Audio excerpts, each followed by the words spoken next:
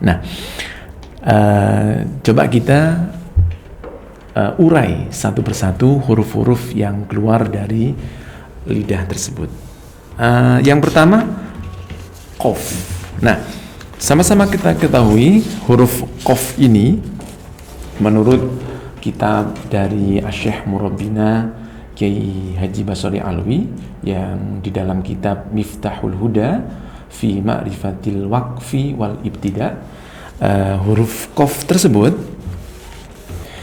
baik pemirsa Sisma TV, kembali ke huruf-huruf al-lisan atau lidah.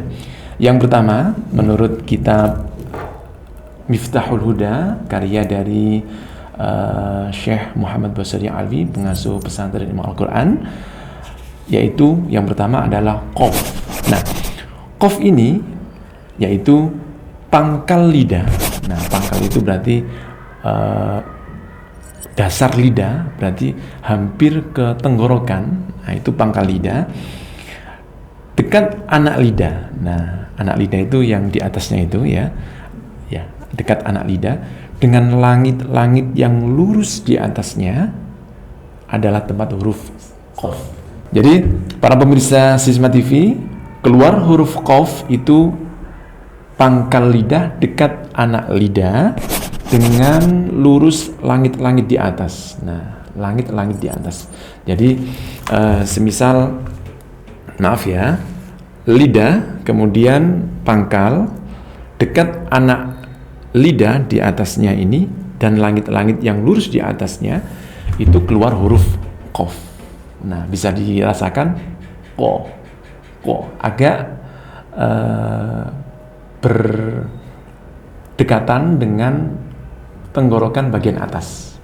Nah, yang saya sampaikan tadi, huruf al-halku yang bagian atas, al-a'la, itu tempat huruf gha sama kha. Nah, agak naik lagi masuk ke pangkal lidah, itulah tempat huruf qaf, qa, qi, u, baq. Nah, kemudian para pemirsa Sisma TV, huruf yang kedua dari al-lisan, dari 21 huruf tadi, yaitu kaf.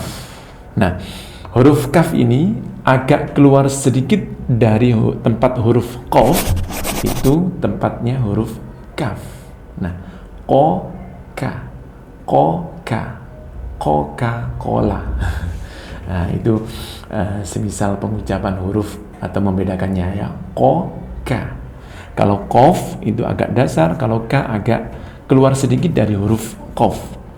Atau di kitab Kiai Basri Alwi mengatakan pangkal lidah dengan langit-langit yang lurus di atasnya agak keluar sedikit dari makhraj qaf, yaitu tempat huruf kaf. Nah, para pemirsa bisa dibedakan ya. Jadi ketika nanti ada ayat-ayat yang berbunyi ada huruf qaf sama kaf, tentunya harus beda mengucapkannya. Sehingga contoh, kalau kita contohkan di dalam ayat itu wakawaiba, bukan waqawaiba tapi wakawaiba. Nah, kemudian para pemirsa Sisma TV, huruf yang ketiga dari al-lisan yaitu jim, kemudian tambah lagi satu shin, tambah lagi satu ya. Nah, tiga huruf ini, jim, shin, ya, adalah satu tempat. Nah, tempatnya di mana? Tempatnya di lidah bagian tengah ya. Jadi andaikan ini lidah ya, pangkal lidah, tengah. Nah, tengah lidah, kemudian ujung lidah. Tengah lidah inilah tempat keluar huruf jim, shin sama ya. Jim, shin, ya.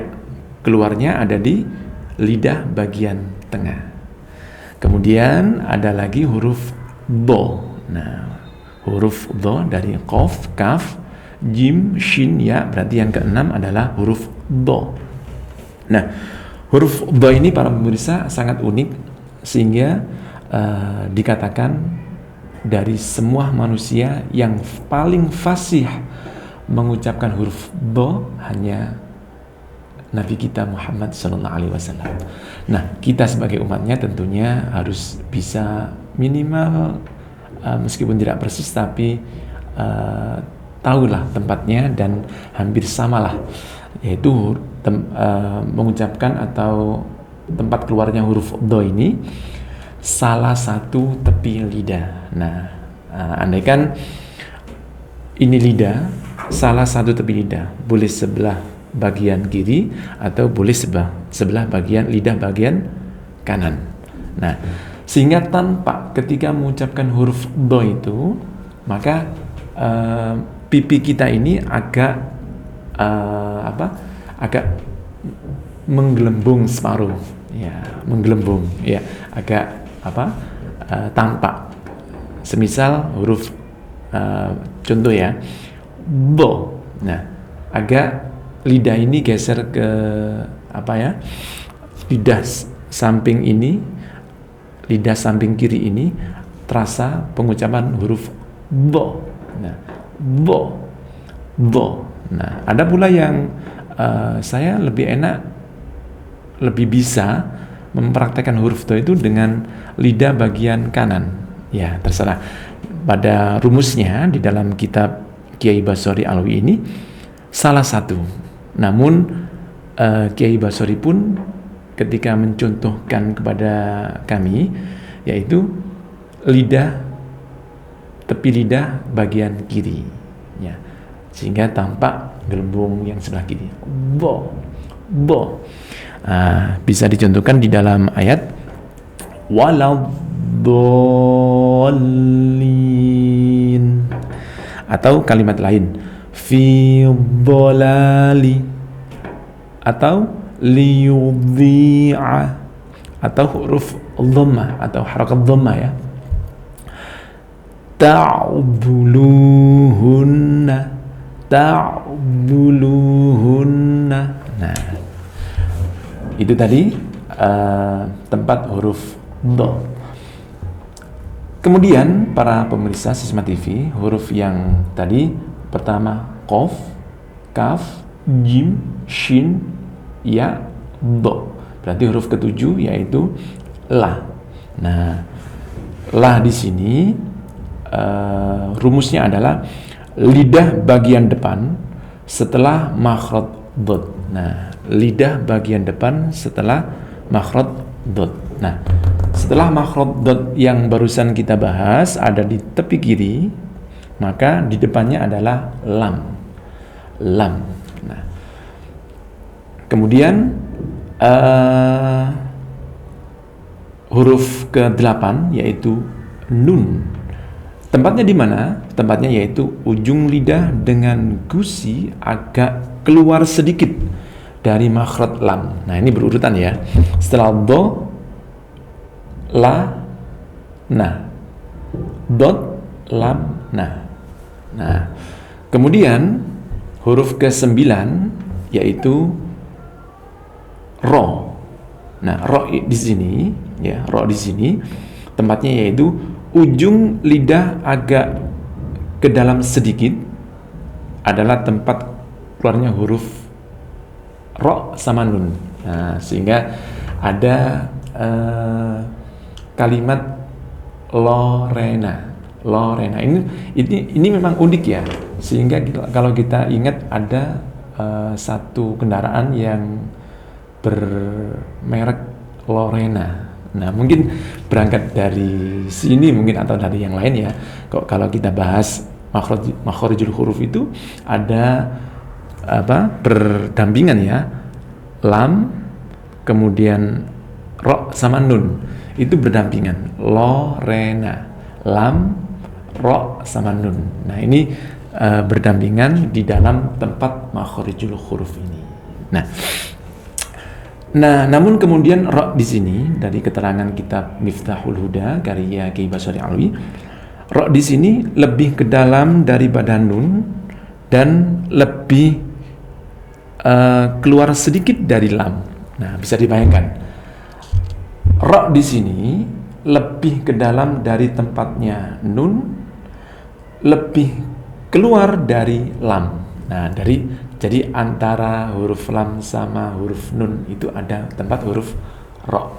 Nah, bisa difahami, ro di sini tempatnya adalah antara huruf nun sama huruf lam. Nah, ini tadi ke huruf ke-8 dan ke-9 ya. Qaf, kaf, jim, shin, ya, dot, kemudian lam, kemudian nun, kemudian ro. Nah, ke-9. Selanjutnya para pemirsa, kita lanjut ke huruf yang ke-10 dari huruf al-lisan atau huruf-huruf yang keluar dari lidah. Yang ke-10 yaitu ada 3 rangkaian, ta, dal, to. Nah, bisa dirasakan. Ta, dal, to.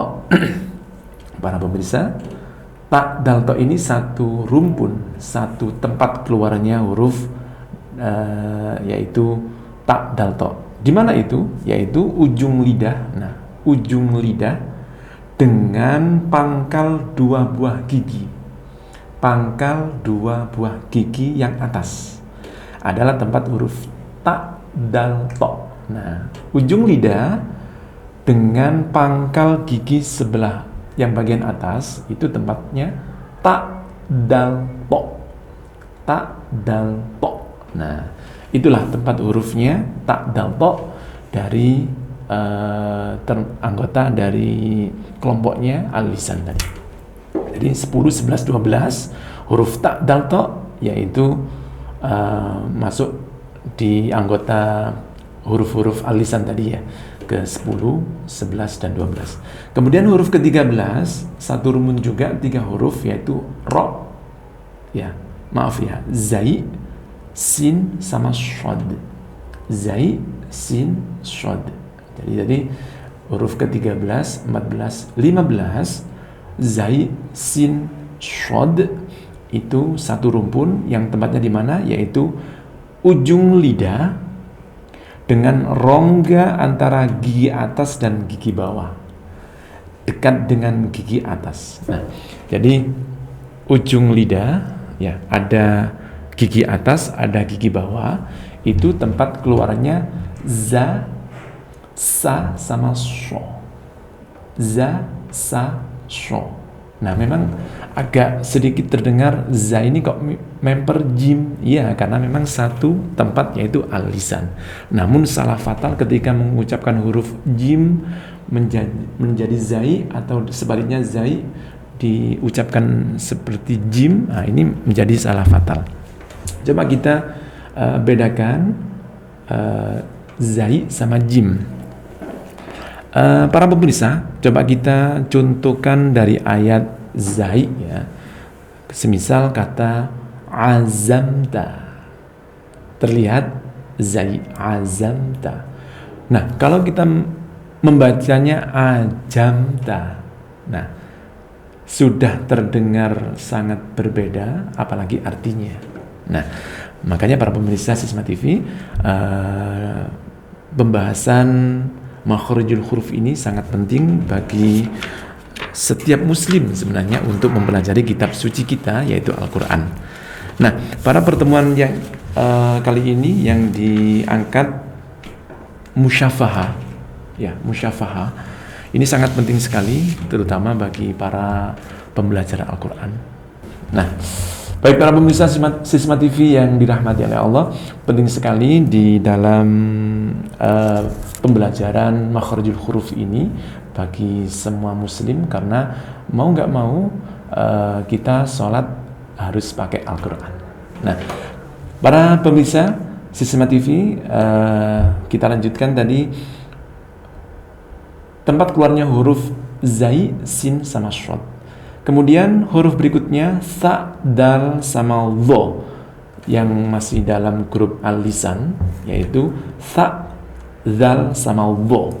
Nah, tempatnya di mana? Tempatnya yaitu ujung lidah dengan ujung 2 buah gigi yang atas. Dirasakan sa, dal, sama lo. Sa, dal, lo. Sa, dal, lo. Nah, Kemudian para pemirsa Smart TV, kita lanjutkan huruf yang berikutnya yaitu fa. Huruf fa. Nah, fa ini di mana tempatnya? Yaitu bagian tengah dari bibir bawah. Bagian tengah dari bibir bawah dengan ujung dua buah gigi yang atas ya, adalah tempat keluarnya huruf fa. Fa. Nah, semisal contoh pada huruf fa ini yaitu contoh fa.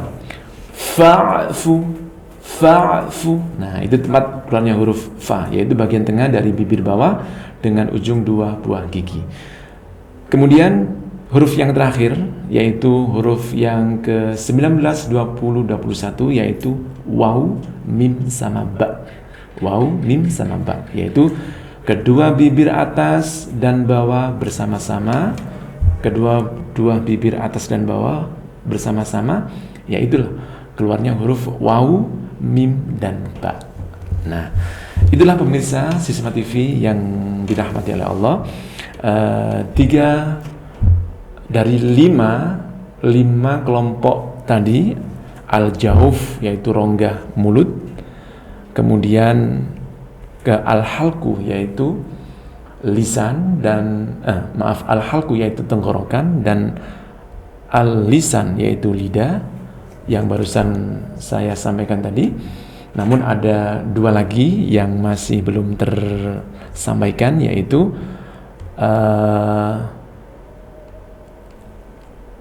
asy-syafatain dan al-khayshum. Namun para pemirsa, karena terbatasnya waktu, maka akan kami sampaikan di pertemuan yang akan datang.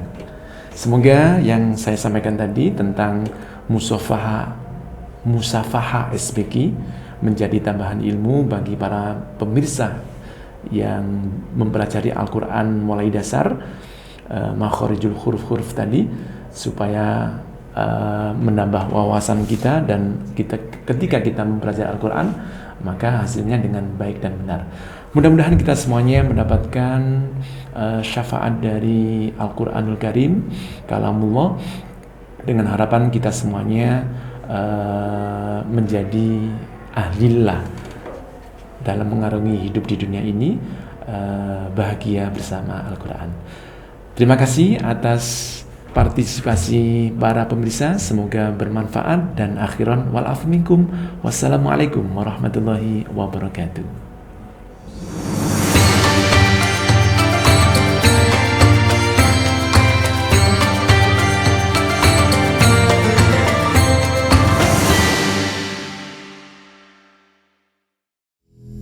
Thank you.